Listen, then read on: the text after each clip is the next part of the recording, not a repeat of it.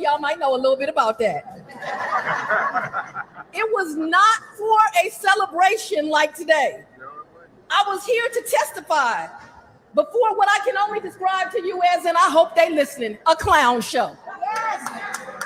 And as clown shows go, it was led by a clown. I understand the same clown that led my questioning was just gifted bunny ears. Some of y'all know the significance of that. Some of y'all don't. But he was gifted these bunny ears by Representative Rua Romanian. She was responding to a hateful, racist video that he had recently posted. She told him she gave him the bunny ears because she understood he was into that type of thing. Word on the street is, allegedly, he got some strange furry habits. The Senate hearing was a great waste of taxpayers' money and time. The Senate hearing was not about getting answers for Georgians as they lied and told people, but rather it was a desperate attempt to get their own name in the paper. See, they got to keep my name in their mouth for people to even know who they are. See, these want-to-be leaders, they have no ideas for Georgians, no plans to make Georgians' lives better. They want to show you that they are powerful and strong by coming after me. Let me tell you what they ended up showing in December. That they're stupid, that they're weak. And if y'all don't mind me saying so, they got a classic ass kicking while they got drugged for 3 hours. I am so confused. The national Target boycott did not end. So why are all these outlets saying that it did? Let's back up a little bit. A quick Google search will show you 2 different things started last year. A 40-day Target fast started on March 5th, which was Ash Wednesday. It galvanized the clergy and church community to boycott Target. The national Target boycott started a month earlier on February 1st and has continued without interruption.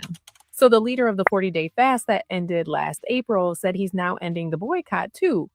We have not been able to get all that we have desired, but I am grateful for the strides that we have made. But the 3 founders in Minnesota, where Target is headquartered and where the national Target boycott started, say they're still holding the line. Don't be fooled. The Target boycott continues. It continues because the demands have yet to be met, and it continues because we are winning. So the national Target boycott started on February 1st in Minneapolis by NEKIMA, Jaylani, and Monique. Then a month later, the 40-day Target fast started on March 5th by Pastor Jamal, who is the one now calling for the end of the boycott. But the question remains, how can you end something you admitted you didn't start? Y'all not gonna like this, but it's things that make you go, And NEKIMA Levi-Armstrong, for historical record, is the one who started the Target boycott. She called for accountability for this Fortune 500 company in the city that Target is located in. The same company that is harboring ICE agents, who is using their parking lots for them to set up. The same organization that pledged $2 billion and still have not turned over the receipts. The same company who the day after the inauguration of President Donald John Trump withdrew its position on diversity, equity, and inclusion, and she's the first one they get arrested? Super bad sister. I am so confused. The national... We're okay. Good morning and welcome to Let It Be Known. And let me just say, we are all confused about this situation.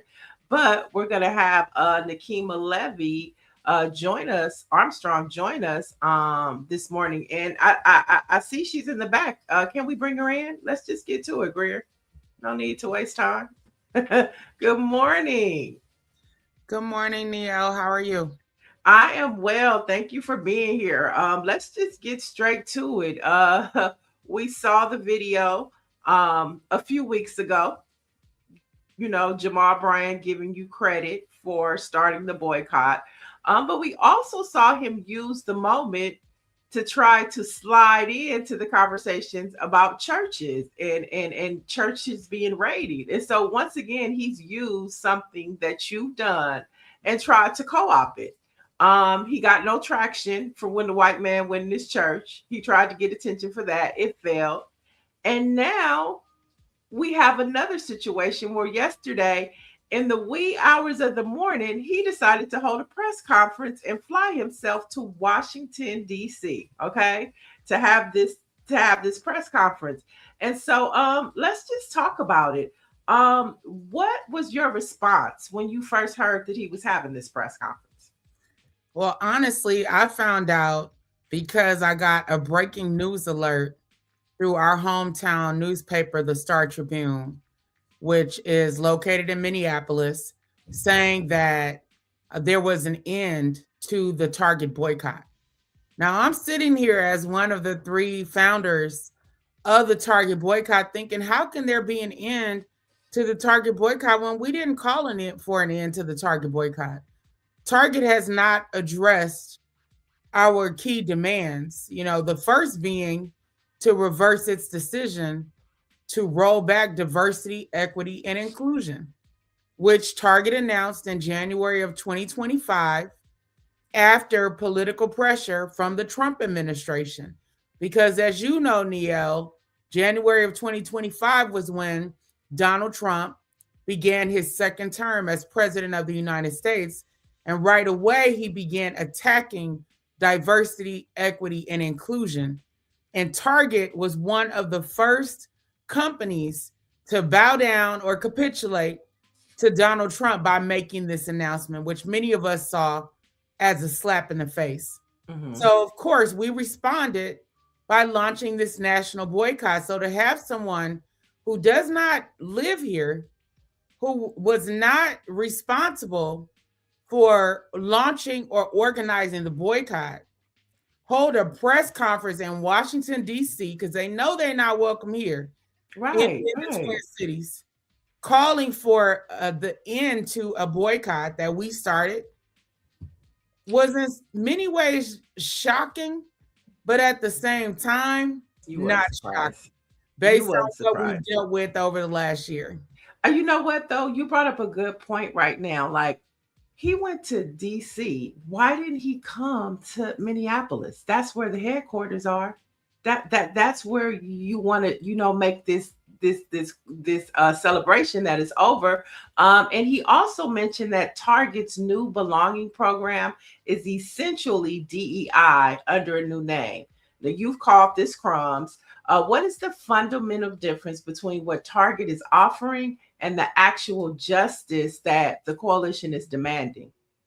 Well, for those who don't know why it's so significant that Target is headquartered in Minneapolis and that we called for the start of the boycott in Minneapolis, it's because of Target's longstanding reputation in Minnesota, in Minneapolis, as a hometown company, that has donated money in the past.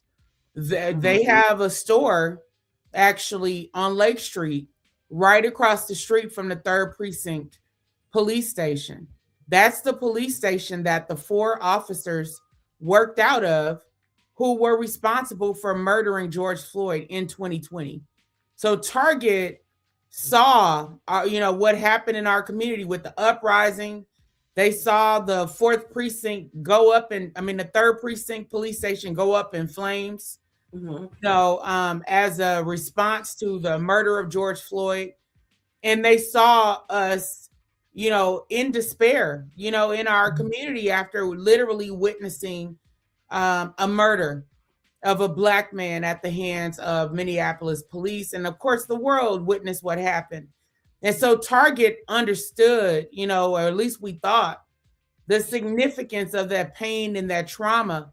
And in 2021, as we were attending the trials for Derek Chauvin, the main officer responsible for killing George Floyd, still taken to the streets, that's when Target decided to show itself as a national leader on these issues by making a racial justice pledge. So in 2021, Target pledged $2.1 billion towards 4 things: improving the Black customer shopping experience, Okay.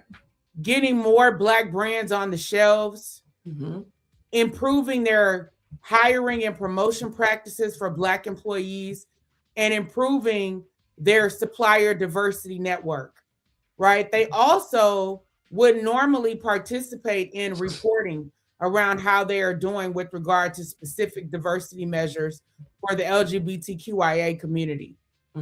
So these were, initiatives that Target had a pledge to advance, as a part of their racial equity work.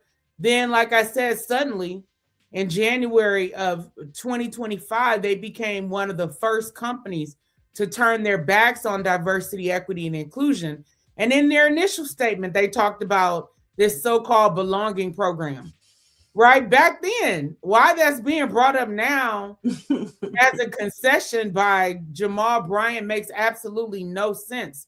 Because we said then this belonging initiative is ambiguous. Nobody can even define what it actually means. And it's not the same as tracking and measuring progress around diversity, equity, and inclusion. Right? It was right.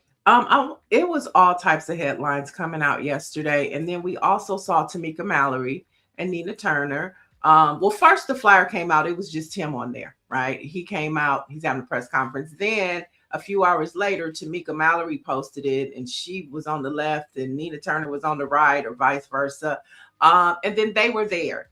But then after the press conference, after he said the boycott was over, Tamika Mallory came out with another statement and said that she's still 10 toes down with Minneapolis and Washington, D.C. Then Nina Turner said that she's still down with the boycott in her own terms. So it's so confusing that Jamal Bryant would end the boycott. They're still saying the boycott is on. And then Roland Martin jumps into the conversation on Georgia Ford's post. And he says, Strike for All also began their Target boycott. That group is led by Nina Turner. She asked Tamika Mallory and Until Freedom to join her. What is your response to that? This is the cleanup crew, right? This is what you would call CYA, cover your you know what. So if we go back to the beginning regarding how all of this unfolded, the reality is that once we found out that Target was planning to reverse course on diversity, equity, and inclusion, and actually this was brought to my attention by one of the co-founders of the Target boycott, because there are 3 of us. So it's myself, it's Monique Cullors Doty, who is the co-founder of Black Lives Matter Minnesota and a longtime advocate in the community. Right. It's Shaylani Hussein, who is the executive director of CARE Minnesota. Again, he's a Somali man, been on the front lines for a long time, calling for racial justice and police accountability. So Monique, on the very same day that the Target press release or announcement was made, Monique texted me like, did you see this?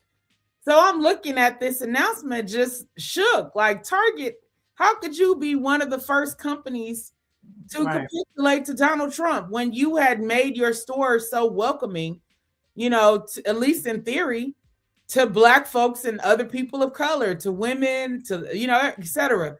And so Monique sends me this. So the next morning, I took to Facebook and I let my network know. My network is very engaged on racial justice and social justice issues. And I said, this is what happened yesterday with Target putting out this announcement. What should we do to hold this company accountable? So people started responding in the comments. I'm cutting up my red card. I'm not going back to Target anymore. And there was a sister named Leslie Taylor who said we should do a Target blackout, and I said, I love that idea. And so, but I said we should do a boycott. So I went back to Monique and Jaylani, and told them what my network said. And we all agreed, let's call for a nationwide indefinite boycott of Target. So around the same time, maybe a day or two later, I get a call from one of my former law students who is also an organizer, and at the time who was friends with Tamika Mallory. Okay. So she calls me saying, you know, Tamika Mallory wants to connect with you all, you know, regarding what you're doing around, you know, Target, you know, and their announcement. Will you hop on a call, you know, with Tamika and some other national folks who want to support what you all are doing? So I skeptically and reluctantly got on a call with them, and on the call was Tamika Mallory, who I had met before. We weren't friends, but, you know, I had met her before. So it's Tamika Mallory, it was Nina Turner, Jamal Bryant, Linda Sarsour, who works with Tamika Mallory and who was part of the Women's March when they were part of the leadership there. And there were 2 or 3 other young Black male ministers, one of whom I knew, a young man by the name of Stephen Green, who had come to Minneapolis in 2015. So they're all on the call. And Tamika saying, you know, we want to support you all. Leslie has sent them our press release that laid out all the talking points, our quotes, connecting Black history to this boycott, connecting George Floyd to this boycott and our community. And one of the first things that Tamika Mallory says is, thank you for your clarity. Because our press release laid it all out. It gave all the talking points, you know, and so we had a conversation around, you know, creating this mothership where they were supposed to be helping to amplify our efforts nationally. And then what happened after that was, you know, literally maybe a week or two. So then we had our press conference. Right. At the end of January, announcing in front of Target's headquarters that the boycott would begin on February 1st to coincide with Black History Month. So they got our press release, watched our press conference. That night, Nina Turner goes on, guess who? Roland Martin's show. And while she's on Roland Martin's show, she's, first of all, none of us talked about them going on these shows, you know, and representing the boycott. But she goes on the show, you know, talking about her organization and claiming that she had activists on the ground in Minneapolis. Apparently, she was talking about us. And we're thinking, like, we don't work for you. Why would you go on this show? And right away, the same night that we do our national press conference, which was covered by the Associated Press, along with many other publications, why would you go on this show and position yourself as a leader of this boycott? Right? So that's where Roland Martin got that talking point from. Yes. Okay. Went on the show because apparently her organization had put out some graphics or something, you know, but we were the folks who, like I said, we laid out everything out. We were the face of the boycott. So even some of the pictures that came out yesterday connected to their press conference that they called in DC had a picture of my daughter, my 8-year-old, holding a sign. This green sign said National Target Boycott, and an elder in our community. So because we were the face, you know. Right. And so you had to correct them on that. You had to correct USA Today, and they had to retract and rewrite the story the best that they could to get the truth out instead of telling the narrative from Jamal Bryant. USA Today and the Minnesota Star Tribune, like, we had to deal with media and set the record straight. So just fast forwarding a little bit. So she intentionally went on Roland Martin's show the night of our press conference to try to claim the narrative regarding the boycott. Now, have you heard from Jamal Bryant, Tamika Mallory, Nina Turner, or Roland Martin? Well, what happened after that? So after... Oh, you want to go back? So we're going back. So people understand, right? Okay. Just real quick, let me go back to help people. Like, this didn't just fully come out of nowhere, right? This was their plan, you know, unfortunately, to try to co-opt the boycott from day one. So so Nina goes on Roland Martin's show. He grills her, and then maybe a day or two later, Tamika Mallory goes on the Breakfast Club. She's supposed to be on there promoting her book, but 75 to 90% of the interview, she's talking about the Target boycott, right? Like, again, trying to take control of the narrative, even though, like, why are you spending all your time talking about the Target boycott? And so then after that, you see Jamal Bryant. So what had happened was, one day, as all of this is unfolding, I get a call out of the blue from Tamika saying that Jamal Bryant had set up a targetfast.org website, and that he was going to do a 40-day Target fast for the faith community. And I said, Target fast? I said, I don't understand. It's like, we've already launched a nationwide boycott that our community is participating in, allies are participating in, that's gaining a lot of traction. Why would he launch a 40-day fast? And then beyond, I said, I don't get it. I was like, I've never heard of a fast, when we have a boycott going on. So then I go to the website and I see that he launches this fast as if there's no boycott going on. He doesn't mention that we have a boycott going on, doesn't mention Minneapolis, doesn't mention, that we're supposedly trying to do a national coalition, nothing. It just looks like he's leading this effort, by himself, essentially. And I see Kirk Franklin, on the way, and I'm thinking, what is this? It had nothing to do with our purpose in launching the boycott. And so I called them out, through via text messages, text chain we were on.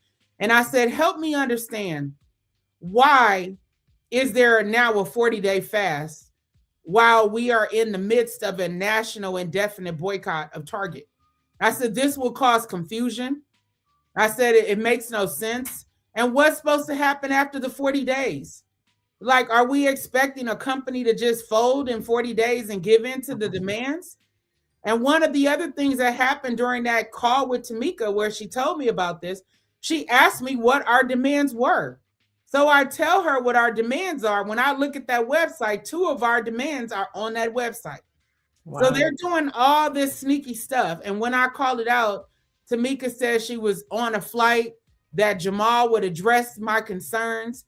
Well, turns out she was on a flight to head to New Birth, which is Jamal's church in Atlanta, in order to sell her books, which she did the next morning, right? She didn't tell us this. I find this out because that was when her Breakfast Club interview, happened a day or 2 later. And that's when she revealed that. So after he launched his website, then he also hired a publicist, and he went to Roland Martin's show. He went to the Breakfast Club.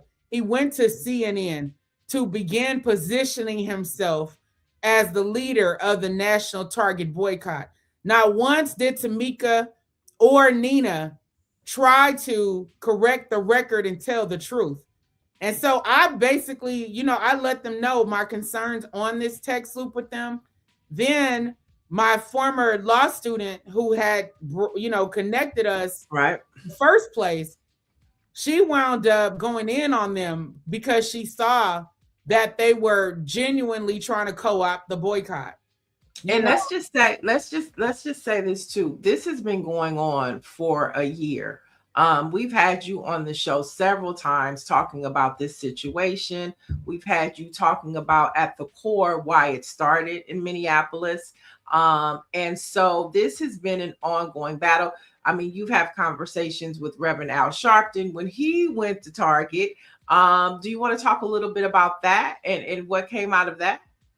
Yeah, so last summer, if you guys recall, there was a headline in the midst, because we just kept going, right? Even though it was frustrating, we came on your show to set the record straight, but we just continued organizing regarding the boycott. Then suddenly out of the blue last summer, we see headlines saying that Reverend Al Sharpton met with the CEO of Target, a man by the name of Brian Cornell at the time.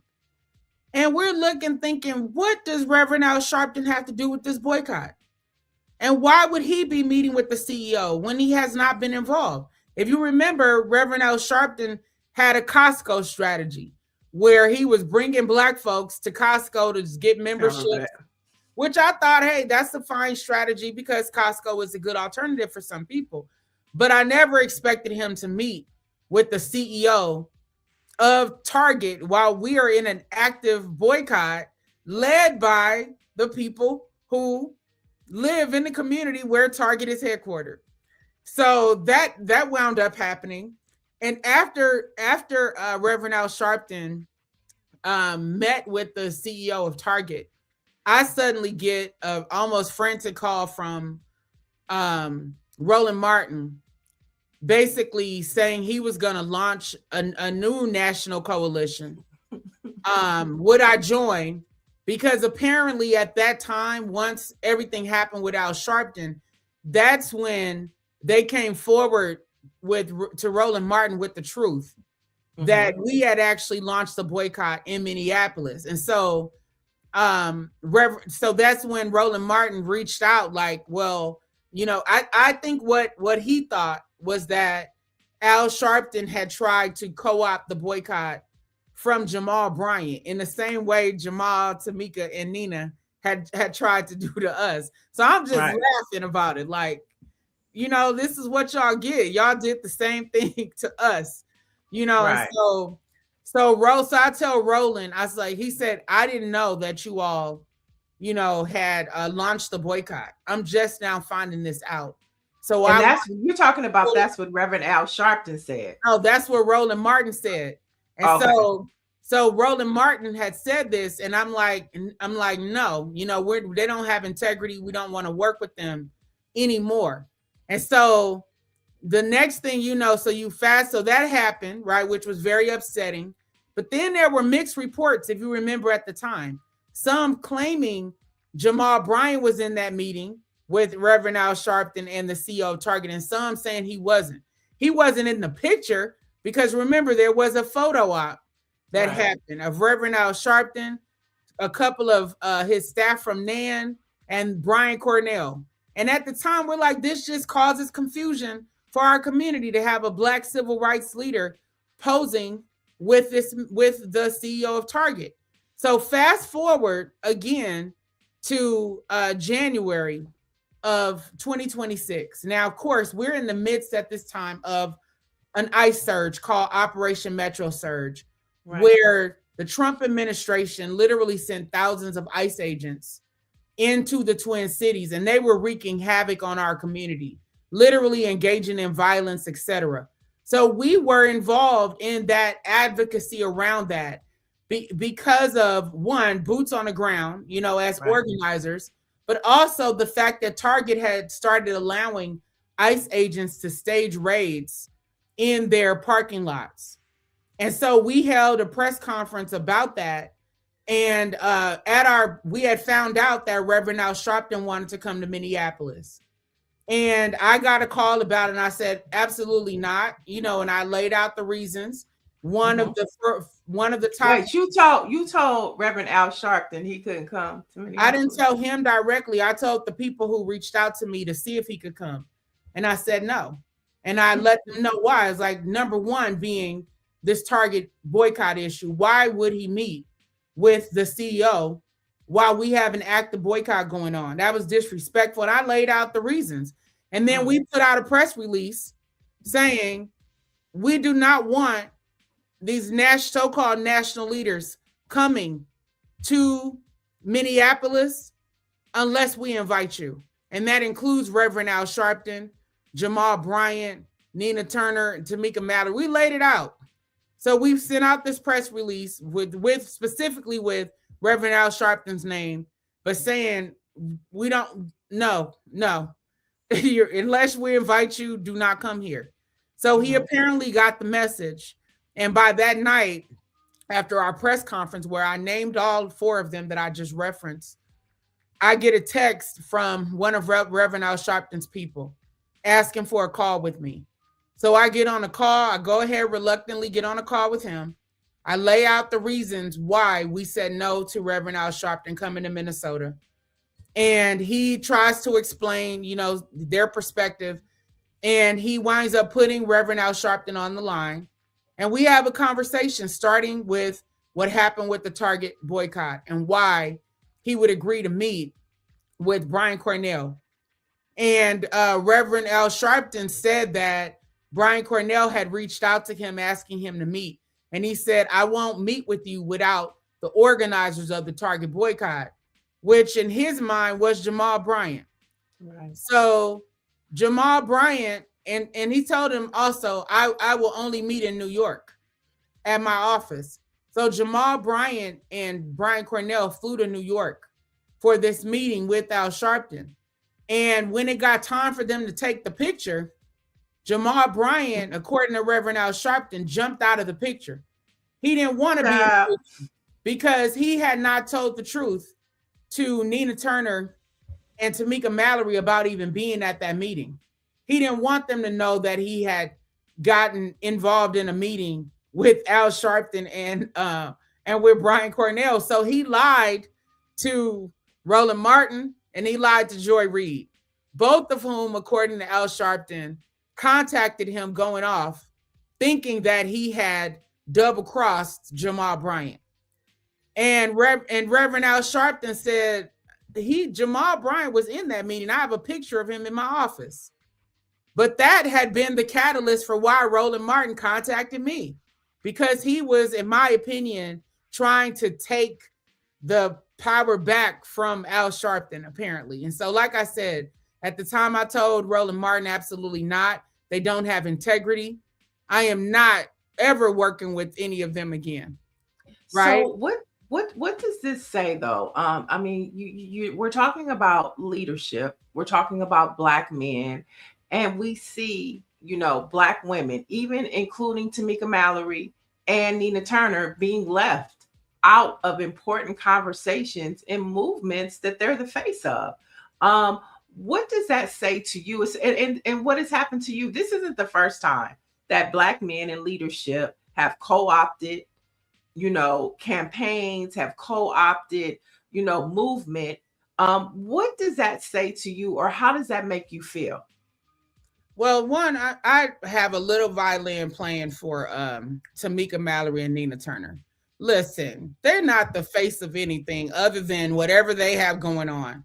Because look, these people have bigger platforms, right, than us in the Twin Cities. We don't seek all this. We just be on the ground, 10 toes down, fighting for our people. But with all these big platforms these people have, all this access to celebrities, position themselves as celebrities, whatever. Why do you have to come to, theoretically speaking, little old Minneapolis and piggyback off of our work if you really got it like that? So I have a little violin playing for those two, because at any point in time, they could have stood up for us as Black women. 2 of the 3 original founders of the Target boycott are Black women. They knew this, and they knew that we have been boots on the ground. My co-founder, Monique Cullors Doty, got into this movement for Black lives because the St. Paul police killed her nephew, Marcus Golden, in January of 2015. So she wasn't planning on being an activist. She got involved after that happened to her nephew. Then she started working on behalf of other families who had lost loved ones to police violence. I've been doing police accountability work since 2005, back when I was a law professor at the University of St. Thomas, running a civil rights legal clinic, holding departments accountable, right? So this, for us, this is a lifestyle. This isn't just throw our name on a boycott or, no, this is for real. We're really about this life. So to have Black women involved with trying to co-opt a movement built on blood, sweat, and tears in our community was just disheartening and also disgusting, because they could have put Jamal Bryant in his place then, but they chose to double down and do what they did. And so that part really bothers me, because as Black women, we have dealt with erasure historically. Think about the fact that because of Claudette Colvin, 15-year-old Black teenage girl, refused to give up her seat on a bus in Alabama.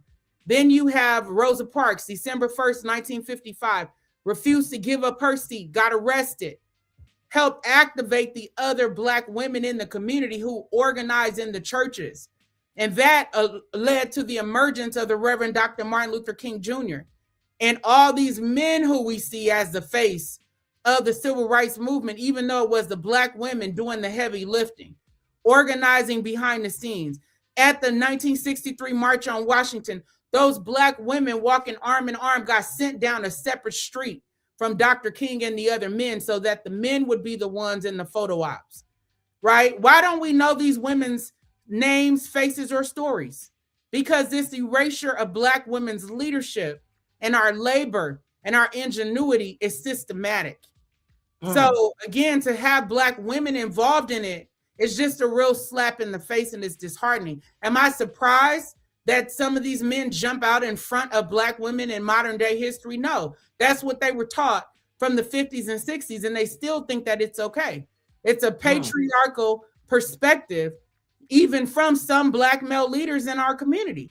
But then you got Black men like Jelani Hussein, one of our co-founders, who stands 10 toes down beside and behind the leadership of Black women. He is Somali. We're native-born African-American, but this man stands 10 toes down for our community when we are calling out police violence, when we're calling out our government. He is right there by our side. So it's not, thankfully, it's not all, Black male leaders. Right. But unfortunately, there is this patriarchal attitude, and Jamal Bryant has this attitude because he said during this time, as he was trying to co-opt the boycott, he talked about the fact that the Black Lives Matter movement was primarily led by 3 Black women. He didn't like that. He thought it should be the church, leading on these issues. I'm like, well, I didn't tell him this at the time, but I'm an ordained reverend. I've been an ordained reverend since 2016. I've been a preacher since 2007. Monique is a deacon in her church. And Jelani Hussein is Muslim, but he's very religiously devout. So you have the church leading in our own way. And it didn't take, a Black male pastor out in front in order for us to help build some traction around every movement, that we have been involved in. So people need to understand this wasn't accidental.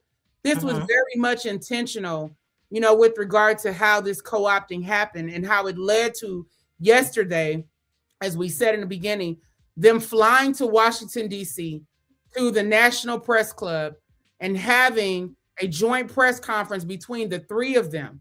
And so now, because of the backlash, you have Tamika and Nina, saying, I'm still boycotting. Well, why were you? It just makes no sense. It makes no sense. But I want to give the chat. They have some questions for you, so I want to give them some time.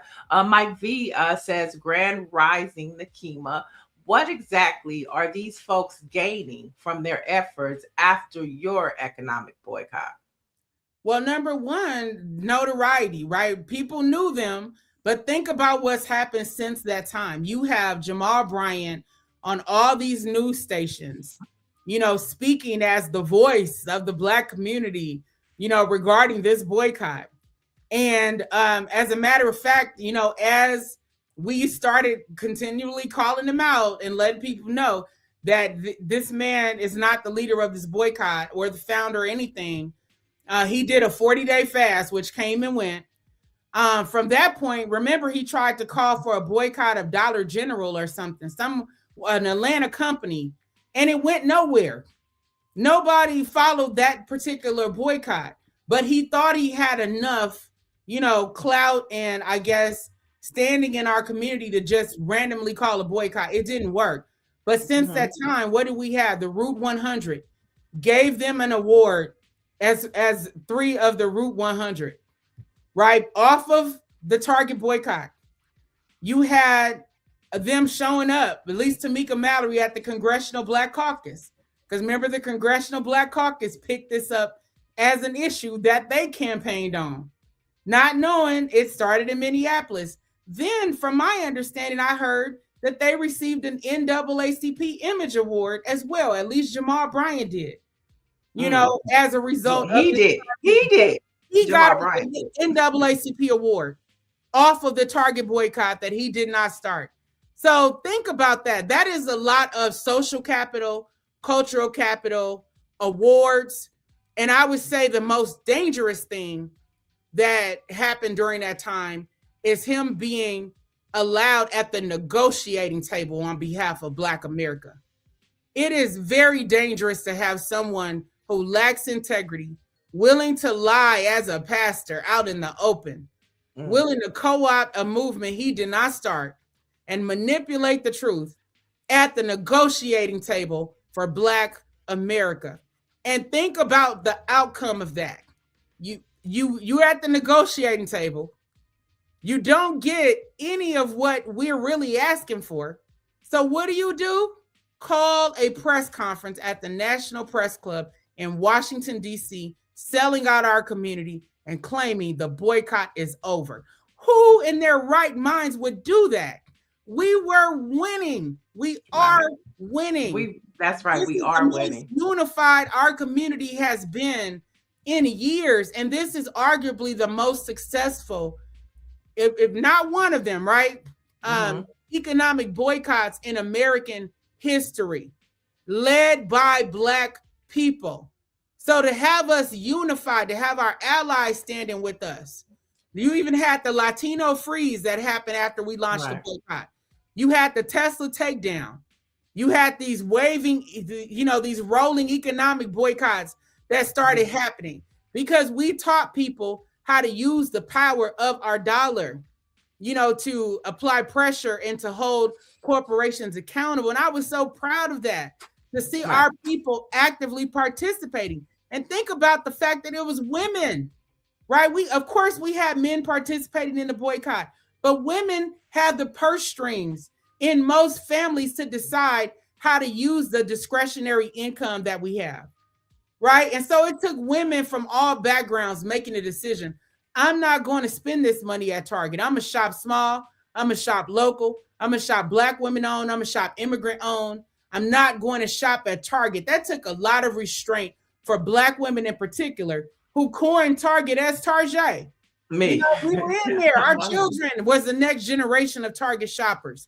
So that meant something that we band together. Right. And it still means something. And I saw yesterday, we were going back and forth and we were watching. I know I was watching a lot of the chats with this story breaking on all the different Black media outlets. And people were like, I'm still boycotting. I'm not going back to Target. And that's happening a lot in the chat too. They're saying they're not going back. Orange G says, I'm riding with NEKIMA on this one. And if people really paid attention to the Black press, they would know NEKIMA is telling the truth. Now, I want to know from you, it's been almost 24 hours. Have you heard from Roland Martin, Tamika Mallory, Nina Turner, Jamal Bryant? Have you heard from any of them? I have not heard from any of them, and I don't expect to, because like I said, once I saw what they were up to, I let them know that this was unacceptable. I let them know to their faces via text. I'm like, you all lack integrity. Like, this is not right. And I really felt disheartened for our community because we've been through a lot in Minneapolis. You have. And let's go there, though. Let's go there, because I think it's important for people to know that, you could have a press conference and walk away. Okay. But you are actually in Minneapolis. You were recently targeted and arrested in connection with the city's church protest. Okay. So you still have that weight on your shoulder. Monique and we're both facing federal charges for a church protest that we held in January at City's Church in St. Paul. There are 39 of us who've been indicted by the Trump administration because we went in, and including, Georgia Fort, who is an independent journalist who I know you have interviewed on your show. She's from the Twin Cities. She's a Black woman and mother who covers a lot of our activism. And then Don Lemon, who flew in that day, to cover the protest, who also wound up being indicted. And so it was literally a nonviolent, peaceful protest at a church that has as one of its pastors the regional director of ICE in Minnesota and 3 or 4 other states. So this is the person who oversaw the conduct of these ICE agents who, during Operation Metro Surge, which is literally the largest deployment of ICE agents in history, who descended upon Minnesota, invaded Minnesota, beginning in, I believe, December. And it resulted in Renee Good being murdered at the hands of ICE agent Jonathan Ross. And then 2 days after our arrest, Alex Preddy was murdered by 2 Border Patrol agents. And so when we went into that church, you know, we didn't storm the church like, you know, these right-wing people say. We actually sat in the service, participated in the service.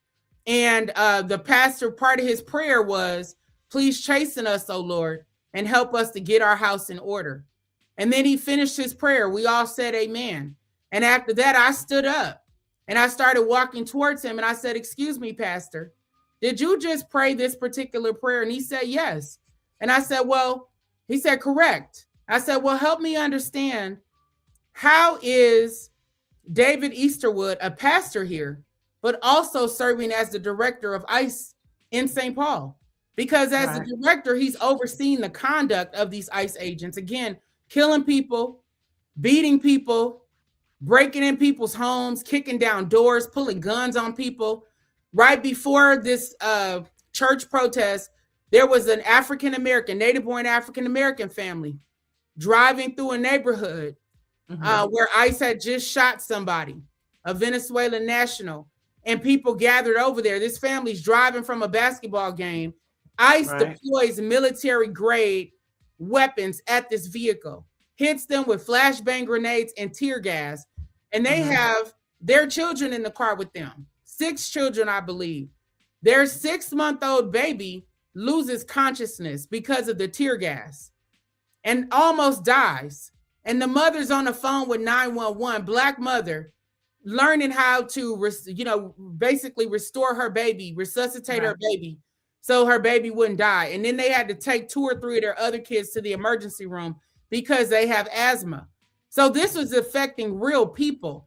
And to have an ICE director also serving as a pastor, what? Where does that happen? And let's just talk about, you know, who this church is connected to, you know, and the bigger conversation of white supremacy and the leadership within this church and the church down south and the church in DC. So like we talk about AME and CME, well, this is white supremacy church, okay, that they're all going to. And I want to touch on that because all of that still ties back and is connected to Target, how they have. And so this boycott is really stemming from movement work. Yes. Not just chosen and not ground just zero. hiring a PR person. Right. It's Minneapolis. It's Minneapolis. And I want to talk about too, we're talking about, you know, a Target boycott. We're talking about the leadership behind, the real leadership behind it. But I also want you to talk about the toll it takes, the death threats that you get, you know, protection of your family, how sometimes you might not be able to be at home because the situation is hot. Talk to us about, you know, that and the mental toll it may take on you, and why all of this is relative to somebody having a press conference yesterday and stopping a movement and when you're really trying to change situations and communities. Absolutely. And people here know who we are and what we do, right? We've led so many marches and demonstrations. We put our bodies on the line. We've been arrested.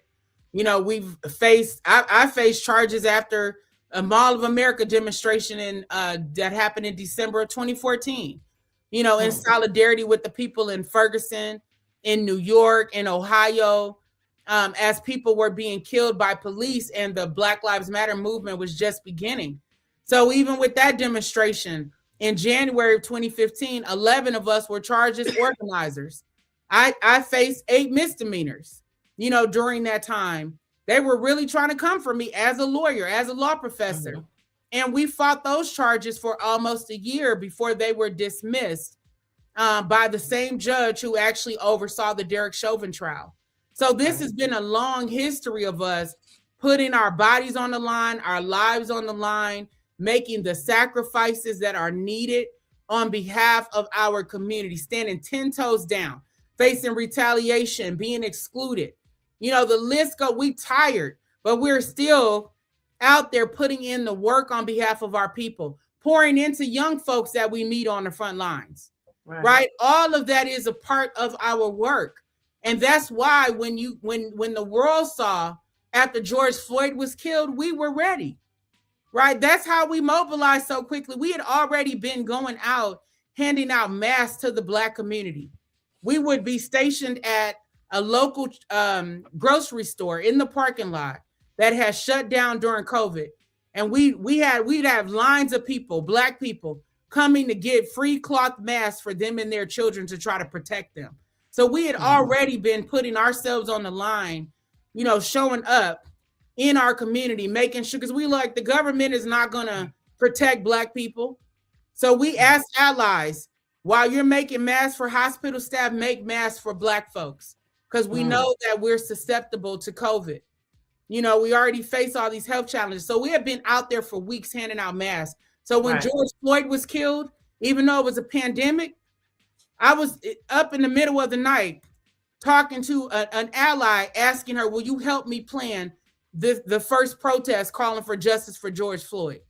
We didn't know if people were going to show up because it was COVID, but we knew we were going to show up, and we were going to take the risks associated with making sure that this man got justice and that these police officers who killed him were held accountable.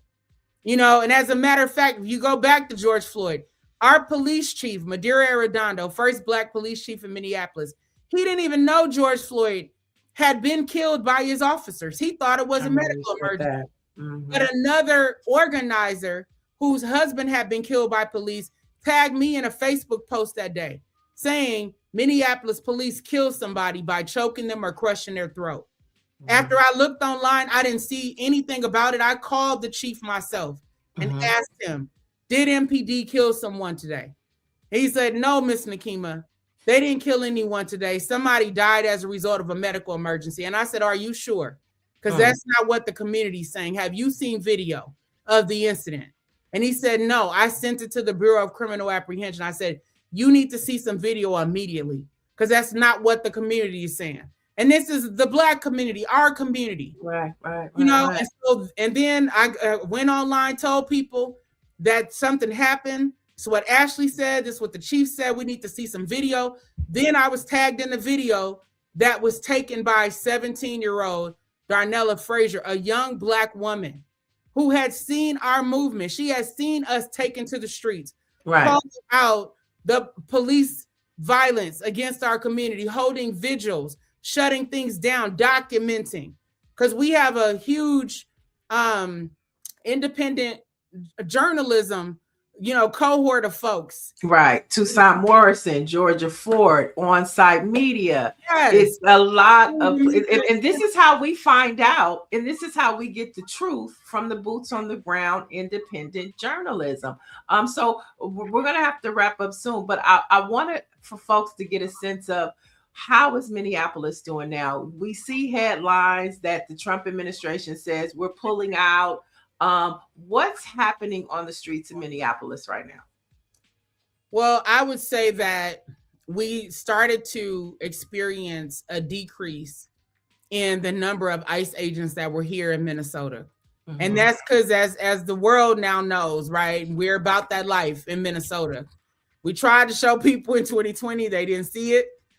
Apparently they thought it was one and done, but this movement has been building, for over a decade of us being boots on the ground. So you saw this silent army, this invisible army that suddenly, started showing up outside of where ICE was housed. People, marches, 50 to 100,000 people, showing up at marches. You saw us as Black leaders calling out the federal government in solidarity with our immigrant community and calling out the harm and abuse. Why? Because it was reminiscent of slave catchers and what we know has happened in our community at the hands of law enforcement. And that, again, is what led to the church protests that, people know nationally happened. That 39 of us are facing charges. There's other people facing federal charges as well for standing up to the federal government. So we're dealing with the aftermath of all of that. But there are people in the suburbs who are dealing with ICE still showing up at people's doors. So they're quieter now than they were when they had over 3,000 agents in the Twin Cities. They're down to somewhere between 400 and 600 agents, but the norm for them is about 150 agents. So we're still dealing with ICE, you know, in the Twin Cities. And people are actually, one of the things that happened was people setting up mutual aid networks, giving out free whistles so people could blow their whistles if ICE came in the community to warn immigrant neighbors not to leave their homes. People set up food networks, just like we did during COVID, to make sure that families who couldn't leave their homes had food that they needed and resources, right? And so our community is still very close-knit in the aftermath of this ICE surge that we dealt with.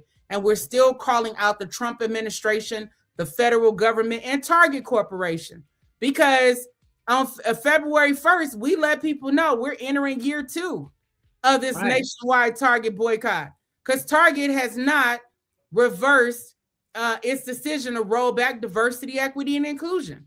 They have been unapologetic.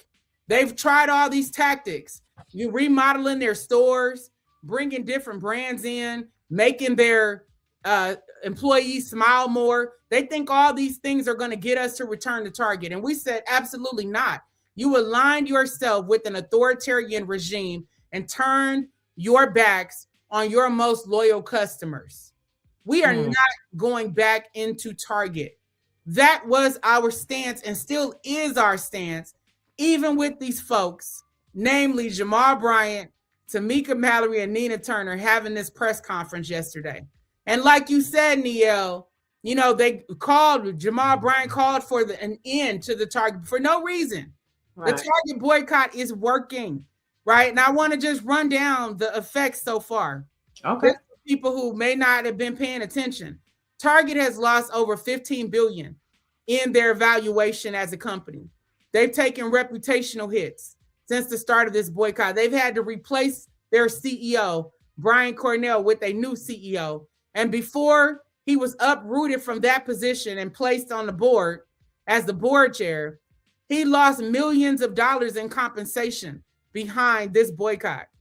They've had months of declining foot traffic since the start of this boycott. Their stock prices have declined significantly since the start of this boycott. So this boycott is successful. If it wasn't, we wouldn't be having people trying to co-opt it. We wouldn't be having people in Washington, D.C. trying to act like they're running the boycott and calling for an end to it. Why would anyone do that when it is successful? When our people understand the value of us sticking together and using the power of the purse and being disciplined. Because you don't know how many people after we launched this boycott who got in my inbox or got in our comments, well, what about Walmart? What about Amazon? What about, and we're like, listen, God told us focus on Target. We're focusing on Target. If you want to focus on these other companies, you do that. We're doing what God called us to do. And we wanted to be able to measure the results of all of us sticking together.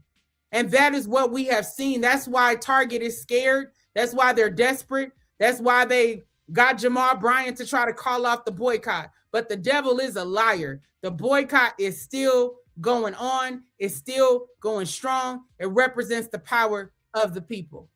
I think that is a perfect way to close out.